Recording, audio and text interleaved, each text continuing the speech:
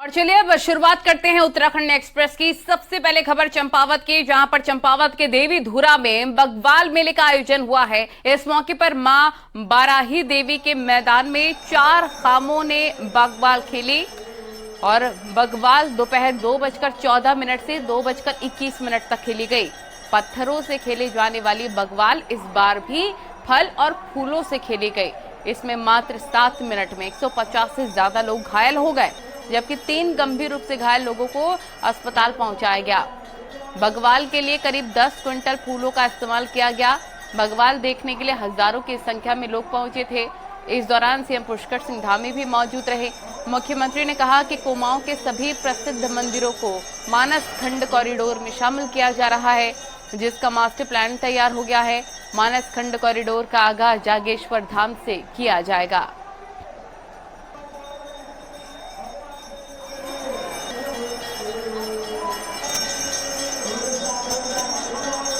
तो हजारों लोग यहाँ पर बग्वाल देखने पहुंचे। तस्वीरें इस वक्त आप 2 देख सकते हैं।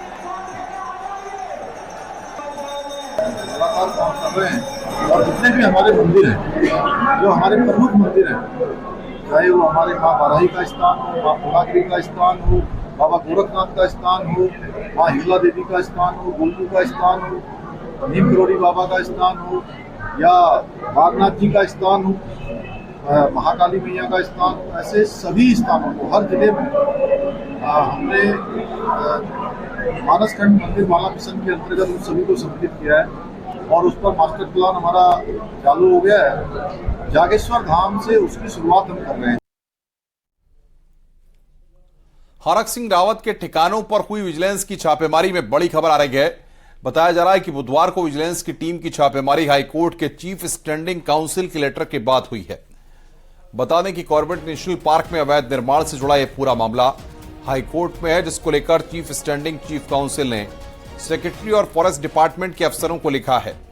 लेटर में चीफ स्टैंडिंग काउंसिल ने लिखा कि हाईकोर्ट ने मौखिक तौर पर पूछा है कि कॉर्बेट टाइगर रिजर्व केस में उस वक्त के वन मंत्री पर सरकार ने क्या एक्शन लिया और क्या जांच हुई। इतना ही नहीं, चीफ स्टैंडिंग काउंसिल ने लिखा है कि हाईकोर्ट ने अब तक कार्रवाई नहीं होने पर नाराजगी जताई है और कहा है कि 1 सितंबर को अपना पक्ष रखते हुए अब तक हुई कार्रवाई की जानकारी बताएं, वरना मामले में कोर्ट सीबीआई से जांच करवाने पर विचार करेगा। तो अब देखना होगा कि विजिलेंस की कार्रवाई से अब हाईकोर्ट कितना संतुष्ट होता है और तभी तय होगा कि यह केस सीबीआई को सौंपा जाएगा या नहीं। कॉर्बेट पार्क में अवैध निर्माण का यह पूरा मामला है।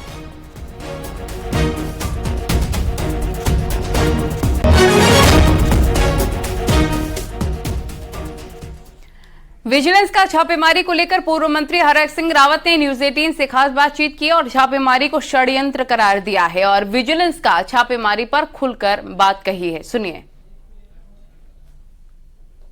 कहना है विजिलेंस ने जो ये जनरेटर को लेके जो भी कुछ एक्शन किया है वो आपके नोटिस में नहीं था, ये तो बात साफ हुई।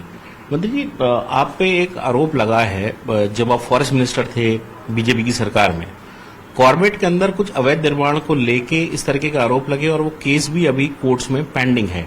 मेरे पास एक चिट्ठी का एक अंश है जो ये 21 अगस्त की चिट्ठी है। 21 अगस्त को हाईकोर्ट में इस मामले की सुनवाई हुई थी और कोर्ट ने अपना एक ऑब्जर्वेशन दिया है। ये उत्तराखंड सरकार की स्टैंडिंग काउंसिल ने अपनी चिट्ठी में लिखा है कि कोर्ट ने ऑब्जर्वेशन दिया कि अब तक इस मामले में क्यों कुछ नहीं हो रहा है। अगर ये नहीं होगा तो हम 1 सितंबर यानी कि जब इसकी अगली तिथि है सुनवाई की, इसको क्यों ना सीबीआई को दे दें। तो आपको लगता है कि ये एक्शन होना, इसकी टाइमिंग और ये इस प्रकार का जो वहां मामला चल रहा है कोर्ट में, इनका कोई रिलेशन है? देखिए, मैं बिल्कुल संज्ञान में नहीं है। पाखरो टाइगर सफारी वन मंत्री के रूप में जो पत्रावलियां मेरे पास आई, देखिए उनको मैंने नियम के तहत हमने किया, भारत सरकार से परमिशन ली, वाइल्ड लाइफ बोर्ड के से परमिशन ली। बिना वाइल्ड लाइफ बोर्ड के आप क्या सोचते हैं? बिना वाइल्ड लाइफ बोर्ड के भारत सरकार के परमिशन नहीं होती तो आप क्या एक पेड़, क्या एक ईंट नहीं लगा सकते कॉर्बेट के अंदर? जी, अब 2016 में आप कांग्रेस का सरकार का हिस्सा थे, हरीश रावत मुख्यमंत्री थे, आपने बगावत करी, उसके बाद आप बीजेपी में गए, फिर एक पूरा लंबा चैप्टर है, स्टिंग ऑपरेशन में बहुत कुछ चीजें हुई। एक सीबीआई ने एक फाइल खोली है, उस समय जो स्टिंग ऑपरेशन हुआ था उसमें हरीश रावत जो पूर्व मुख्यमंत्री हैं वो भी आरोपी हैं, साथ में आप भी आरोपी हैं। क्या आपको लगता है कि इसके बाद ये जो विजिलेंस का एक्शन हुआ है अब उसकी भी परतें खुल सकती हैं? देखिए, क्योंकि अभी माननीय हाईकोर्ट में विचाराधीन है मामला, और क्योंकि मेरे निवेदन पर सीबीआई की जांच हुई थी, बाद में उसमें कि राष्ट्रपति शासन था, बाद में जब माननीय हरीश रावत जी उप मुख्यमंत्री सरकार सुप्रीम कोर्ट के आदेश पर बहाल होगी सुप्रीम कोर्ट से सरकार, तो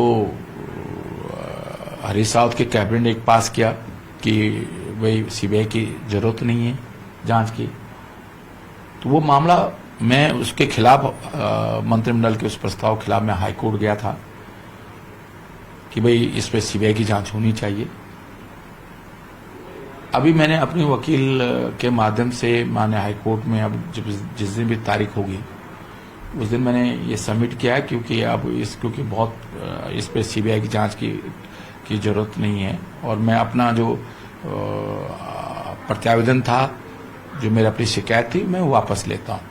तो मैंने अभी माननीय हाईकोर्ट में मेरा वकील उसको मूव करेगा और हाईकोर्ट से निवेदन करेगा कि हमें कोई आपत्ति नहीं है जो हरीश रावत जी के कैबिनेट ने जो डिसीजन किया था कि इस पर सीबीआई की जांच की जरूरत नहीं है, हमें इससे कोई आपत्ति नहीं है। ये निवेदन हम माननीय हाईकोर्ट से करेंगे।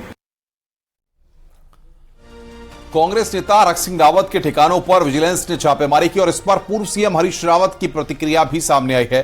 हरीश रावत का कहना है कि उन्हें अभी इस मामले की पूरी जानकारी नहीं है, इसलिए कुछ कह नहीं सकते। हरीश रावत ने कहा कि बीजेपी जिस करप्शन की बात कर रही है वो उनकी ही सरकार में हुआ, पर बीजेपी को आज करप्शन याद आया जब भरत सिंह कांग्रेस में आ गए हैं। कल तक वो सरयू के पानी से धुले हुए थे और अब अपवित्र हो गए हैं। हरीश रावत ने ये बात बागेश्वर में कही। मुझे पूरी जानकारी नहीं है, मैं जब पूरी जानकारी लेने के बाद ही कुछ बात करूंगा, लेकिन भाजपा सरकार प्रतिशोध की भावना से काम करती है और ऐसे मामलों में प्रतिशोध साफ दिखाई दे रहा है कि जिस भ्रष्टाचार की बात कर रहे हैं वो तो उन्हीं के सरकार के समय का हिस्सा है। जिस भ्रष्टाचार की बात हो रही है, तो आपको भ्रष्टाचार आज याद आया जब वो कांग्रेस में आ गए? जब तक वो भाजपा में थे तब तक वो सरयू के पानी से धुले हुए थे, और जब कांग्रेस में आ गए तो फिर वो पापी हो गए। बागेश्वर उपचुनाव में कांग्रेस को मजबूत करने के लिए पूर्व सीएम हरीश रावत बागेश्वर में हैं। हरीश रावत 2 दिनों से गरुड़ क्षेत्र में एक सभा को संबोधित कर रहे हैं और प्रत्याशी बसंत कुमार के लिए उन्होंने वोट की अपील की। हरीश रावत ने कहा, कांग्रेस की सरकार आने पर हर महिला के खाते में 3000 रुपए डालेंगे और कहा हमारी सरकार आने पर 500 रुपए होंगे गैस सिलेंडर के दाम। इसके साथ ही कहा हम पुलिस भर्ती में महिलाओं को 50% का आरक्षण देंगे।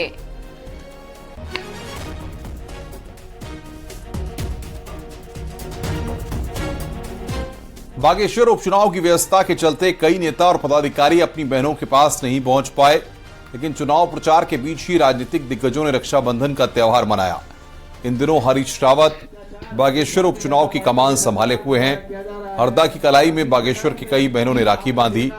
साथ की जनसंपर्क में लगे अल्मोड़ा विधायक मनोज तिवारी और कांग्रेस नेता गोविंद कुंजवाल को भी बहनों द्वारा राखी बांधी गई। इधर कैबिनेट मंत्री सौरभ बहुगुणा की कलाई में भी बहनों ने राखी बांधी। बहनों की सुरक्षा के लिए और जो इंसाफ की लड़ाइयां जो रक्षाबंधन पर भी बीजेपी के नेता और कार्यकर्ता चुनाव प्रचार में लग रहे हैं और चुनाव प्रचार के बीच ही राजनीतिक दिग्गजों ने रक्षाबंधन का त्यौहार मनाया। कैबिनेट मंत्री रेखा आर्य ने बागेश्वर में बीजेपी कार्यकर्ताओं के साथ राखी का पर्व मनाया। उन्होंने गीत गाते हुए भाइयों को राखी बांधी। बागेश्वर उपचुनाव जीतने का गिफ्ट मांगा। भारतीय जनता पार्टी के ऐसे कई सारे लोग हैं जो विगत 1 महीने से यहाँ पे प्रवास किए हुए हैं, लोगों के मध्य में है और उनके लिए पार्टी की दी हुई जिम्मेदारी सर्वोपरि है और वो उसका निर्वहन यहाँ पर कर रहे हैं। और रक्षाबंधन का जो त्यौहार है, यहाँ पर भी उनकी बहनें हैं जिनको उन्होंने राखी बांधते हुए अपने भाई बहन के इस बंधन को मजबूत करने का काम किया है।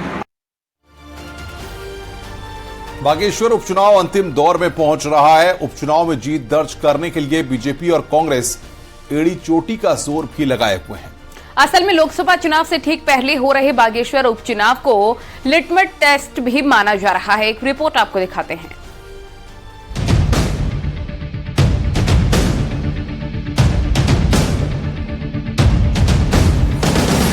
बीते विधानसभा चुनाव में अल्मोड़ा लोकसभा से कांग्रेस ने सबसे अधिक सीटें जीती थी। ये लोकसभा पहाड़ की इकलौती ऐसी लोकसभा थी जहां कांग्रेस के 14 में से 5 विधायक चुने गए थे। ऐसे में इसी लोकसभा क्षेत्र में हो रहे बागेश्वर उपचुनाव को लेकर बीजेपी और कांग्रेस दोनों ने पूरा जोर लगा दिया है। बीजेपी की पूरी कोशिश है कि उपचुनाव कमल के नाम कर जीत के सिलसिले को यूं ही लोकसभा चुनाव तक बरकरार रखा जाए। देखिए, चुनाव तो चुनाव होता है, चुनाव चुनौती भी होता है, लेकिन सकारात्मक ये है कि राज्य सरकार बहुत अच्छा काम कर रही है और चंदन राम जी का अपना जनाधार काफ़ी है और जन जन के प्रिय नेता रहे हैं वो। उनकी पत्नी को टिकट दिया है। विधानसभा की गणित को देखा जाए तो बागेश्वर उपचुनाव के नतीजों से न तो सरकार की सेहत पर कोई फर्क पड़ना है, न ही विपक्ष को बहुत कुछ हासिल होना है। फिर उपचुनाव के नतीजों का अल्मोड़ा लोकसभा सीट पर सीधा असर पड़ना तय माना जा रहा है। कांग्रेस अगर बागेश्वर उपचुनाव को अपने नाम करती है तो लोकसभा चुनाव के लिए उसकी राह कुछ आसान तो होगी ही, साथ ही पार्टी वर्कर भी जोश से लबरेज हो सकेगा। बागेश्वर का उपचुनाव हो, चाहे लोकसभा का उपचुनाव हो, लोकसभा का चुनाव हो, कांग्रेस पूरी तरतबता के साथ और पूरी मजबूती के साथ इस चुनाव को लड़ेगी। और जैसा मैंने कहा, देश बदलाव चाहता है, परिवर्तन चाहता है। उत्तराखंड में 2014 के बाद कांग्रेस लगातार बीजेपी से मात खाती आई है। 2 लोकसभा चुनाव के साथ ही विधानसभा चुनाव में भी उसे बुरी तरह हार का मुंह देखना पड़ा। ऐसे में अब कांग्रेस किसी भी तरह जीत का स्वाद चखना चाहती है, लेकिन बीजेपी की मजबूत किलेबंदी कांग्रेस की राह का सबसे बड़ा रोड़ा है। न्यूज 18 के लिए किशन जोशी के साथ विजय वर्धन उप्रेती की रिपोर्ट। सीएम पुष्कर सिंह धामी ने खटीमा में अपने पैतृक आवास पर अपनी बड़ी बहन के साथ राखी का पर्व मनाया। सीएम धामी आज सुबह खटीमा में थे और इस दौरान घर पर ही राखी का त्योहार मनाया। इससे पहले सीएम धामी ने कल अपने विधानसभा क्षेत्र की बहनों के साथ भी राखी का त्योहार मनाया था।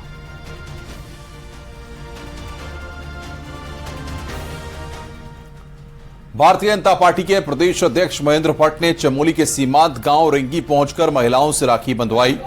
इसके बाद जोशीमठ में भी राखी मिलन कार्यक्रम रखा गया, जहां भारतीय जनता पार्टी महिला मोर्चा की कई महिलाओं ने प्रदेश अध्यक्ष महेंद्र भट्ट को राखी बांधी। इस मौके पर महेंद्र भट्ट ने कहा कि जोशीमठ क्षेत्र मेरा ससुराल भी है, इसलिए मैं अपनी बहनों के बीच में अगर राखी के पावन पर्व को मना रहा हूं तो गौरवान्वित महसूस कर रहा हूं। ऐसी स्थिति बन गई थी, लेकिन धीरे धीरे हम तो। विधानसभा अध्यक्ष रितु खंडूरी ने कोटद्वार वासियों के साथ रक्षाबंधन मनाया। विधानसभा कोटद्वार के झंडा चौक स्थित पीडब्ल्यूडी कैंप कार्यालय में क्षेत्रीय विधायक रितु खंडूरी ने कार्यकर्ताओं एवं स्थानीय जनता के साथ राखी मनाई। इस दौरान बड़ी संख्या में कार्यकर्ताओं ने विधानसभा अध्यक्ष को रक्षा सूत्र बांधकर उनके दीर्घायु जीवन की कामना की।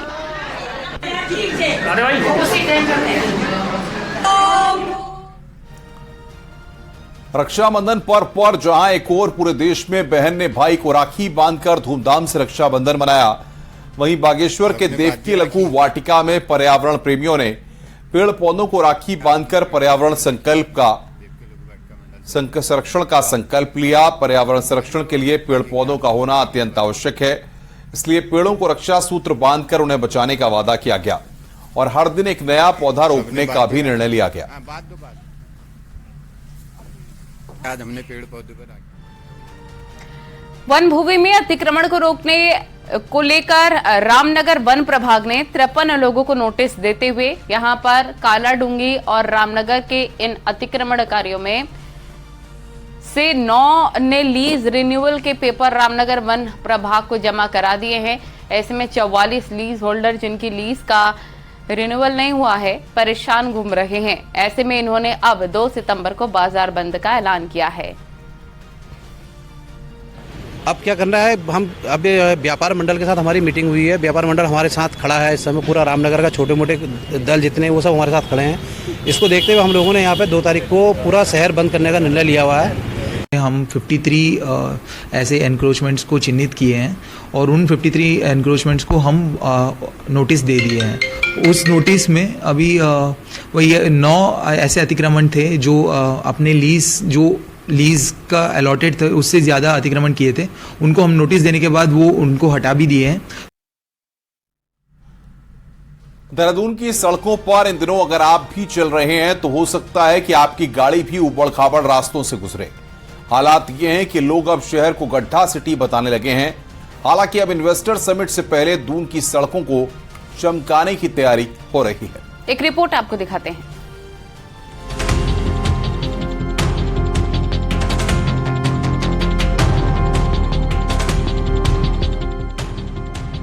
देहरादून के जिस भी इलाके में आप इन दिनों जाएंगे, आपको सिर्फ और सिर्फ ऐसे ही हिचकोले खाती गाड़ियां नजर आएंगी।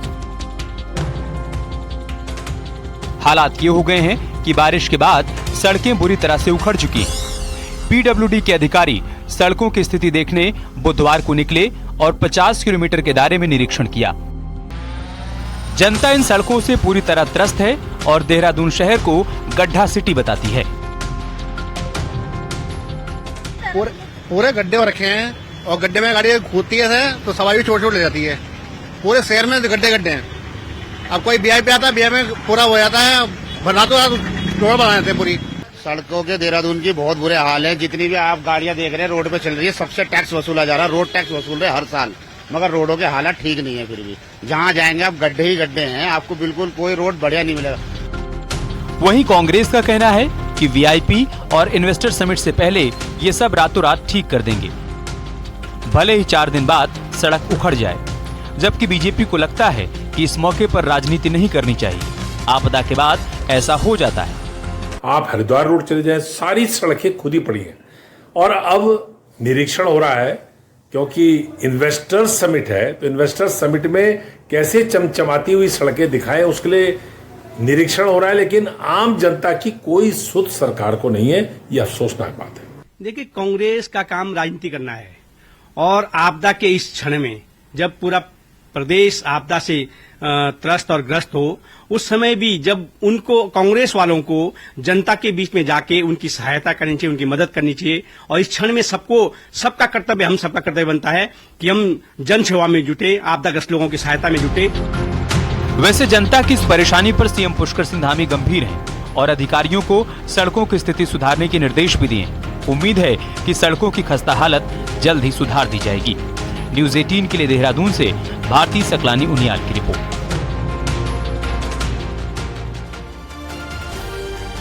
रुड़की के मंगलौर इलाके के कस्बे के बारे में एक जानकारी मिली है, जहां बुजुर्ग महिला का शव मिलने से सनसनी फैल गई। बताया जा रहा है कि एक दंपति किराए के घर में रहते थे।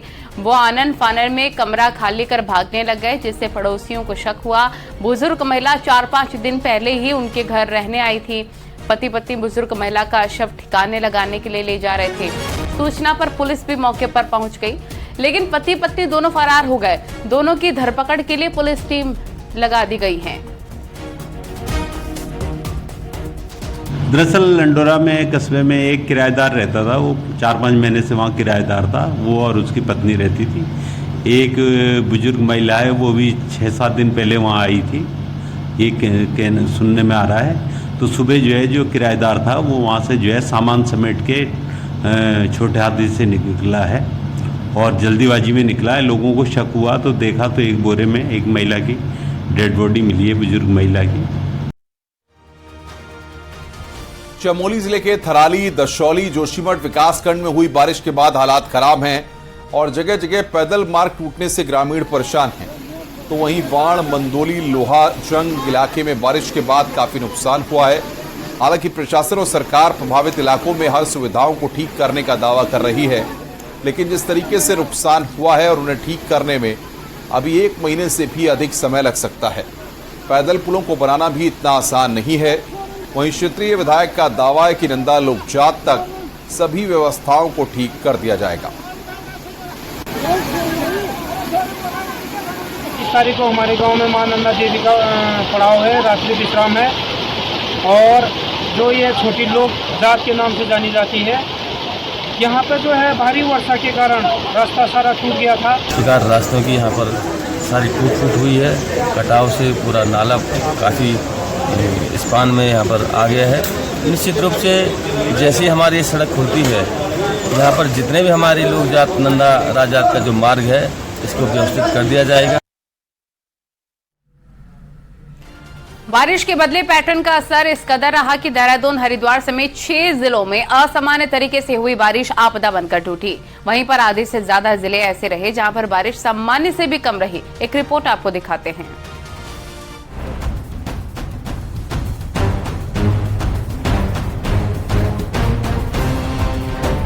भले ही पिछले कुछ दिनों से प्रदेश में लोगों को बारिश से राहत मिली हो, लेकिन 1 जून से शुरू हुए मानसून सीजन में इस साल भी एरोटिक वेदर कंडीशन दिखी, यानी कहीं एकदम से तेज बारिश हुई तो कहीं एकदम सूखे जैसे हालात। एरोटिक बारिश का अंदाजा इसी से लगाया जा सकता है कि बारिश से तकरीबन 1000 करोड़ के राजस्व का नुकसान, जबकि 106 लोगों की मौत भी हो गई।